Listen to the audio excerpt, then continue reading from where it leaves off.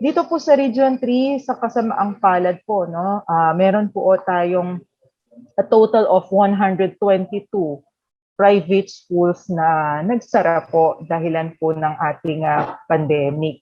Kinumpirma ng Department of Education Central Luzon Office na umabot na sa 122 ang bilang ng private school sa rehiyon ang permanenteng nagsara dahil sa mababang bilang ng mga enrollee.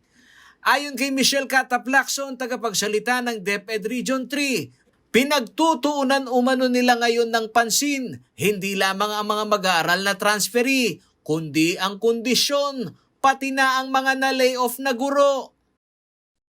Kaya po yung ating mga guro doon sa private schools na iyon, ang tulong po na pwedeng ibigay po ng ating kagawaran ay kung sila po ay mga let passers, no?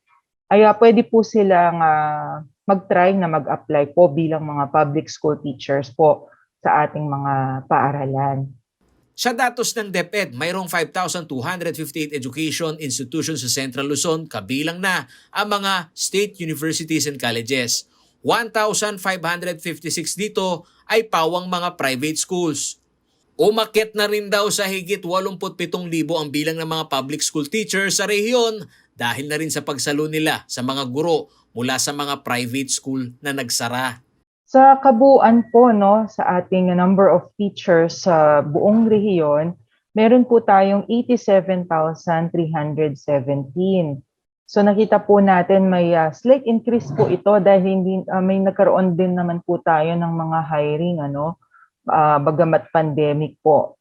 Nasa 29,301 naman ang bilang ng mga guro sa higit 1,000 pampribadong paaralan sa Central Luzon ang sumabay naman sa pagbukas ng school year 2021 to 2022. Umaasa raw ang DepEd na hindi lamang makatutugon sa kurikulum ng blended learning program ang mga pamunuan ng eskwela, kundi ang sila'y makabangon muli sa epekto ng pandemya. Paolo G. Santos, CLTV News.